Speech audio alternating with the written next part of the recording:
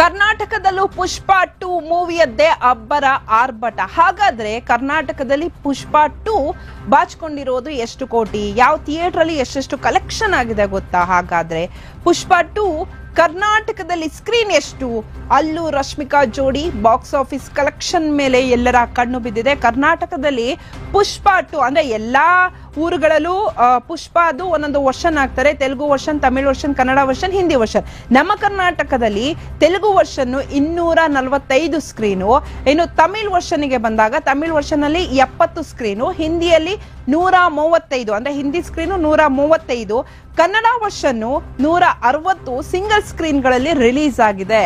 Urvashi theatre ಅಲ್ಲಿ, ಬರೀ Urvashi theatre ಅಲ್ಲಿ ಮಾತ್ರ ನಾನು ಹೇಳ್ತಾ ಇರೋದು, ಊರ್ವಶಿ ಥಿಯೇಟರ್ ಅಲ್ಲಿ 8.9 ಅಂದ್ರೆ 8,90,000 ರೂಪಾಯಿ ಕಲೆಕ್ಷನ್ ಮಾಡಿದೆ. ಇನ್ನು ಮುಕುಂದ ಥಿಯೇಟರ್ಗೆ ಬಂದ್ರೆ 5,00,000